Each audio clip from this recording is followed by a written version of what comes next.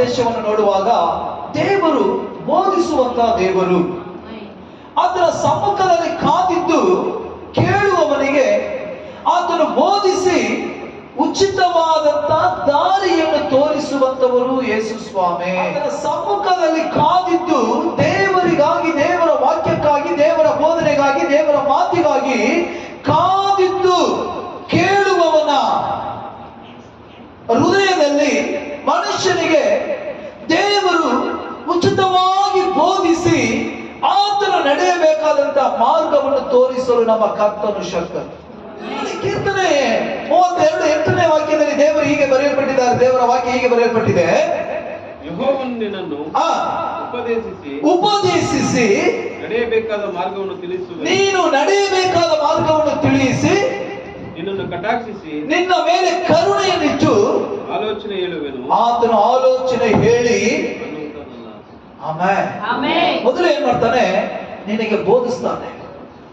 ಎರಡನೇದಾಗಿ ನಿನಗೆ ನಡೆಯಬೇಕಾದ ದಾರಿಯನ್ನು ತೋರಿಸ್ತಾನೆ. ಮೂರನೇದಾಗಿ ನಿನ್ನ ಮೇಲೆ ಕರುಣೆ ಇಟ್ಟು, ನಾಲ್ಕನೇದಾಗಿ ನಿನಗೇನು ಮಾಡಬೇಕೆಂಬುದಾಗಿ ನಿನಗೆ ಆಲೋಚನೆಯನ್ನು ಕೊಡುವಂತಹ ದೇವರು. ಹಲ್ಲೆಲೂಯಾ. ಏನ್ ಮಾಡ್ತೇವೆ?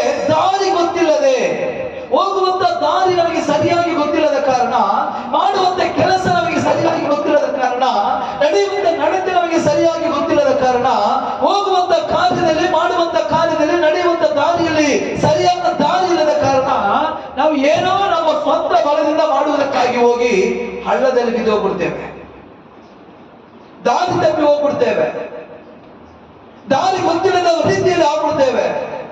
ಆಮೇಲೆ ಹೇಳ್ತೇವೆ, ದೇವರೇ ದೇವರೇ ಯಾಕೆ ನನ್ನನ್ನು ಕೈ ಬಿಟ್ಟಿದ್ದೀರಿ? ದೇವರು ಕೈ ಬಿಡುವಂತ ದೇವರಲ್ಲ, ಅವರು ತೋರಿಸುವ ಮಾರ್ಗದಲ್ಲಿ ನೀನು ಹೋಗದಿರುವ ಕಾರಣ ಹಳ್ಳಕ್ಕೆ ಬೀಳಲು ಸಾಧ್ಯ.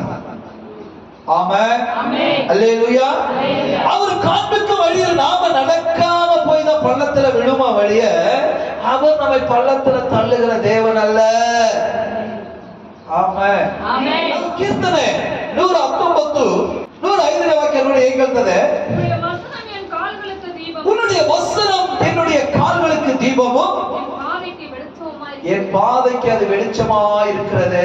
ನಿನ್ನ ವಾಕ್ಯವು ನನ್ನ ಕಾಲಿಗೆ ದೀಪವು, ನಿನ್ನ ವಾಕ್ಯವು ನನ್ನ ಕಾಲಿಗೆ ದೀಪವು, ನನ್ನ ದಾರಿಗೆ ಬೆಳಕು ಆಗಿದೆ, ನನ್ನ ದಾರಿಗೆ ಬೆಳಕು ಆಗಿದೆ. ಇವತ್ತಿನ ಸಂದೇಶದ ಪೀಠಿಕೆ, ಕರ್ತನ ಸಮ್ಮುಖದಲ್ಲಿ ಕಾದಿರುವವನಿಗೆ ದೇವರು ಉಪದೇಶಿಸಿ ಆತನ ಮಾರ್ಗದಲ್ಲಿ ನಡೆಸುವಂತಹ ದೇವರಾಗಿದ್ದಾರೆ. ಹಲ್ಲೆಲೂಯಾ. ಈಗ ನೋಡಿ, ಕೀರ್ತನೆಗಾರ ಈ ರೀತಿ ಬರೀತಾ ಇದ್ದಾನೆ, ದೇವರ ಸಮ್ಮುಖದಲ್ಲಿ ಕಾದಿರುವ ಮನುಷ್ಯನಿಗೆ ಆತನ ಏನ್ ಮಾಡ್ತಾನಂತೆ? ಬೋಧಿಸಿ ನಡೆಯುವಂತ ಮಾರ್ಗವನ್ನು ತೋರಿಸಿ ಅವನನ್ನು ಕಟಾಕ್ಷಿಸಿ ಅವನಿಗೆ ಆಲೋಚನೆಯನ್ನು ಕೊಡುವಂತಹ ದೇವರು. ಹಲ್ಲೆಲೂಯಾ. ಒಂದು ಬೋಧಿಸ್ತಾನೆ, ಎರಡನೇದಾಗಿ ನಡೆಸ್ತಾನೆ, ಮೂರನೇದಾಗಿ ನಡೆಯುವಂತ ದಾರಿಯ ಮೇಲೆ ಆತನ ಕರುಣೆ ಇಡ್ತಾನೆ, ನಾಲ್ಕನೇದಾಗಿ ನಿನಗೆ ಆಲೋಚನೆಯನ್ನು ದೇವರು ಕೊಡ್ತಾನೆ. ಹಲ್ಲೆಲೂಯಾ. ನಾನು ಹೋಗುವಂತ ದಾರಿ ಸರಿನಾ? ನಾನು ನಡೆಯುವಂತ ಮಾರ್ಗ ಸರಿನಾ? ಮಾತಾಡುವಂತ ಮಾತು ಸರಿನಾ? ಸೇರುವಂತ ಗೆಳೆತನ ಸರಿನಾ? ಕೂರುವಂತ ಮನೆ ಸರಿನಾ? ಮಾತಾಡುವಂತ ಮಾತುಗಳು ಸರಿನಾ? ಒಂದೊಂದನ್ನು ಕರ್ತನು ಆಲೋಚಿಸಿ ನಮಗೆ ಜ್ಞಾನವನ್ನು ಕೊಟ್ಟು ನಮ್ಮನ್ನು ನಡೆಸುವಂತ ದೇವರು ಕರ್ತನಾದ ಯೇಸು ಸ್ವಾಮಿ. Hallelujah hallelujah. ಒಂದು ದೇವರ ಸಮ್ಮುಖದಲ್ಲಿ ಒಪ್ಪಿಸಿಕೊಡುವ ಅಥವಾ ದೇವರ ಸಮ್ಮುಖದಲ್ಲಿ ಕಾದಿರುವ ಪ್ರತಿಯೊಬ್ಬರಿಗೂ ದೇವರು ತನ್ನ ಆಲೋಚನೆಯನ್ನು ಬೋಧಿಸುವಂತಹ ದೇವರಾಗಿದ್ದಾರೆ. Amen hallelujah.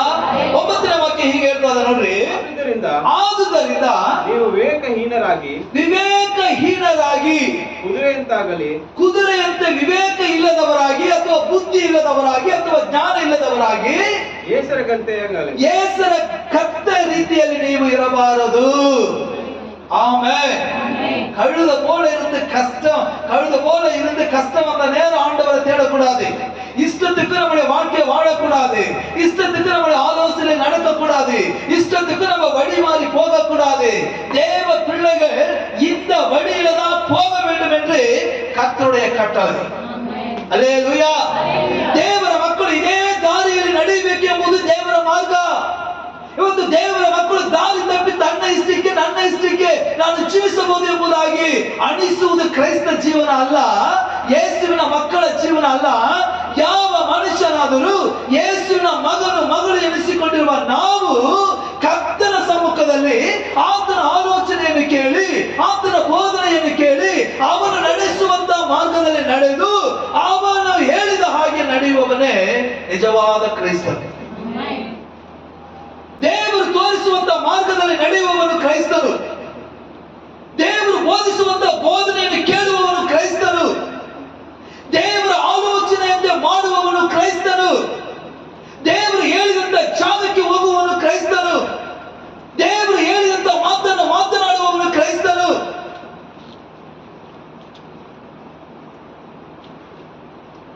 ಹೇಗಬೇಕಾದ್ರೂ ಜೀವಿಸಬಹುದು ಅನ್ನೋನು ಕ್ರೈಸ್ತನಲ್ಲ, ಹೀಗೆ ಜೀವಿಸಬೇಕು ಅನ್ನೋನು ಮಾತ್ರ ಕ್ರೈಸ್ತನು.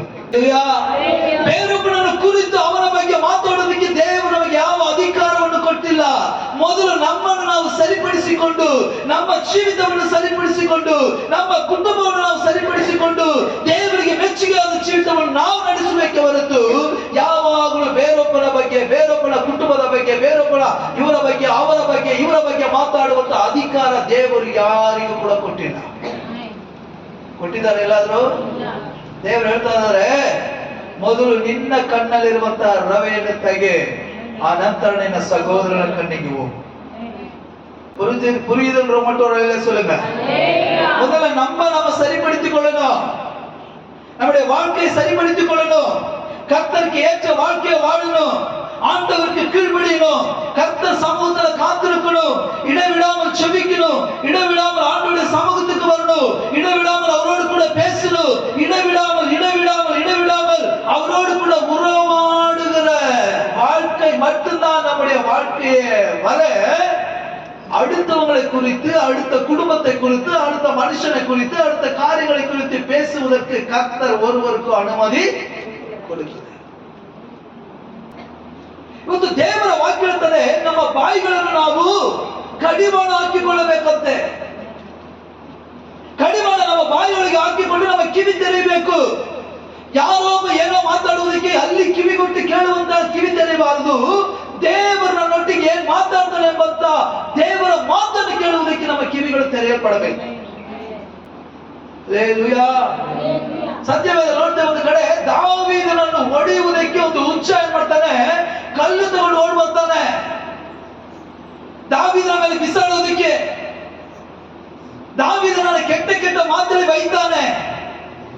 ದಾವೀದನ ಪಕ್ಕದಲ್ಲಿದ್ದಂತ ಸೈನಿಕ ಹೇಳ್ತಾ ಇದ್ದಾನೆ, ದಾವೀದನೇ ಅವನು ನೋಡಿ ನಾನು ಯಾವ ರೀತಿ ಹೇಳಿಸ್ತಾ ಇದ್ದಾನೆ, ಯಾವ ರೀತಿ ಕೆಟ್ಟ ಮಾತಿನಿಂದ ಬೈತಾ ಇದ್ದಾನೆ ನೋಡಿ ಎಂಬುದಾಗಿ ದಾವೀದನ ಸೈನಿಕನ ಹೇಳುವಾಗ, ದಾವೀದನ ಮನುಷ್ಯನಿಗೆ ಹೇಳಿದಂತ ಮಾತೇನು ಗೊತ್ತಾ?